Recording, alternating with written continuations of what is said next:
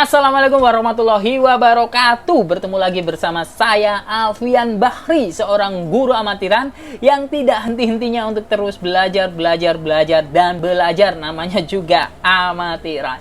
Pada kesempatan kali ini saya ingin berbagi cara membaca yang efektif, cara membaca yang benar-benar membuat kita paham, memperkaya literatur, serta membuat kita memahami substansi atau gagasan pokok sebuah buku.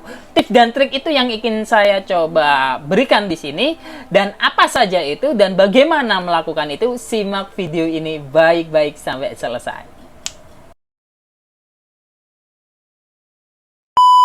Seperti yang sudah saya singgung di awal video bahwa saya akan berbagi tips dan trik dalam membaca buku dan memperkaya literatur serta memberi referensi yang banyak dalam asupan otak kita. Bagaimana cara itu? Sangat-sangat sederhana sekali. Kalian bisa lihat di samping kiri saya ada beberapa tumpukan buku, mulai dari novel, teknologi, yang jelas banyak pendidikan, bahkan gerakan sosial saya membacanya. Tapi gimana sih caranya agar semua buku ini itu bisa kita pahami dan baca dengan baik? Ini salah satunya.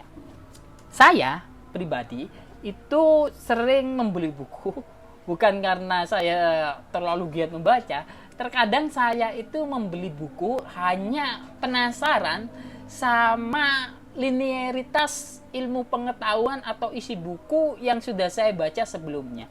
Kayak contohnya, saya pertama itu beli buku ini, teman-teman. Teaching 5.0. Dia membahas tentang metode-metode pembelajaran kreatif, kolaboratif, komunikatif, dan critical thinking. Ini biasa kita kenal dengan istilah 4C. Penulisnya Sigit Setiawan, penerbitnya Canisius. Di buku ini dijelaskan model pendidikan atau metode-metode pengajaran yang relevan di abad 21, yaitu 4C itu tadi, mengedepankan kreatif, kolaboratif, komunikatif, dan critical thinking. Mengedepankan itu. Saya sudah baca buku ini sampai selesai. Bahkan sudah saya lipat-lipat.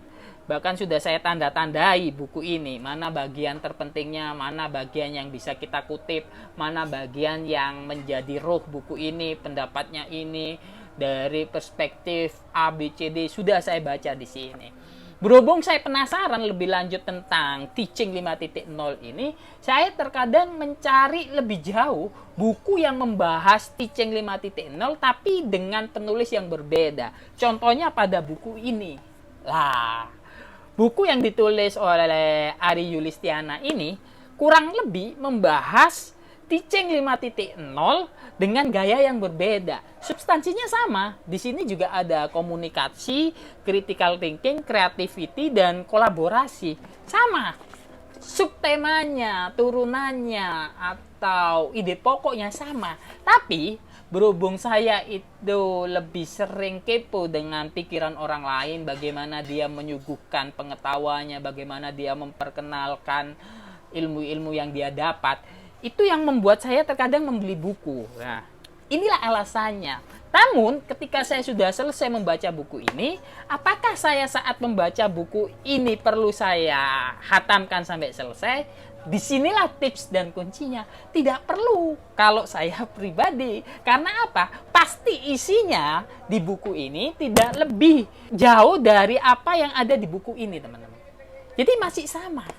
Tapi kita akan mendapat kayak semacam referensi baru, literatur baru, lalu gaya penuturan yang baru. Itulah yang terpenting dalam sebuah buku.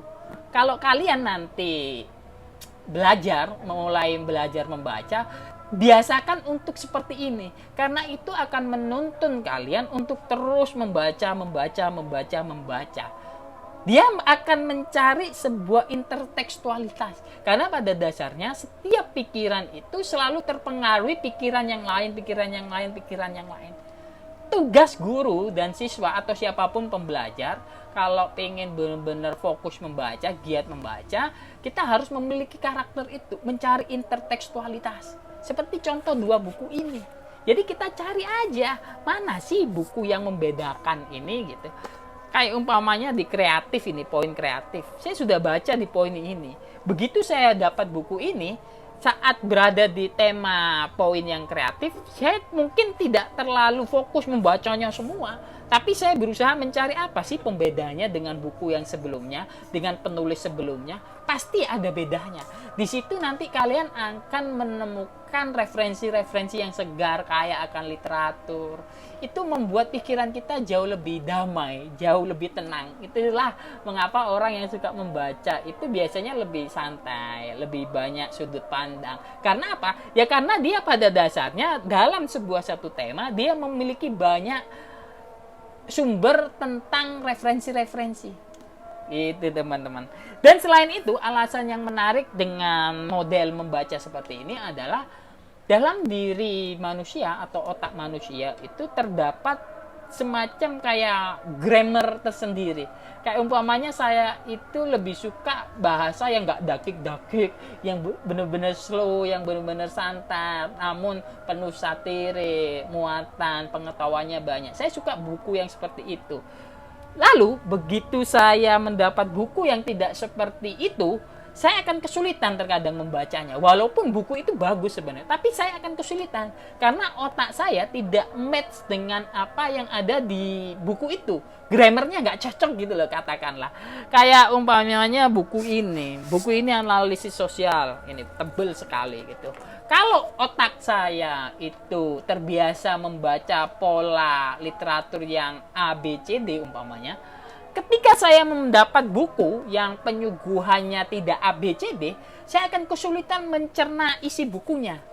Itulah mengapa kalian terkadang membaca nanti kok nggak paham-paham ya. Disitulah akar masalahnya. Karena nggak cocok antara grammar di otak kalian, setup di otak kalian, dengan setup penyajian gagasan dalam buku. Bukunya umpamanya semakin rumit, buku-buku filsafat itu semakin rumit, otak kalian Pentiumnya masih ABCD ya nggak connect, agak susah mencernanya, butuh dibaca berkali-kali, itu memakan waktu. Itu sebabnya untuk mengakalinya carilah buku yang memang grammar otaknya itu sama, link and match-nya itu dapat. Salah satu cara untuk mendapatkan grammar yang cocok itu yaitu tadi mencari intertekstualitas dari sebuah buku.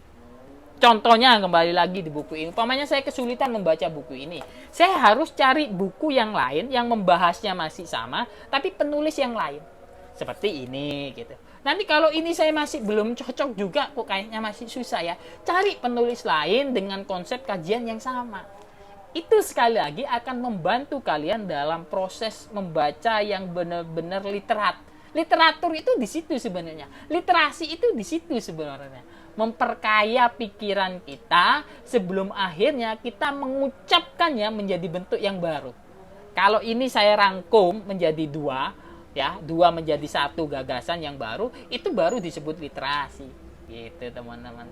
Jadi terkadang kita itu salah memahami literasi, terlalu kaku, bukunya gini, asal membaca gini. Itu ya masih taraf membaca, belum ke taraf literasi. Sebab literasi itu sendiri yaitu tadi, menggabungkan beberapa perspektif lalu mencoba mengucapkannya dalam bentuk yang baru gitu. Dan itu akan memperkaya literasi sendiri.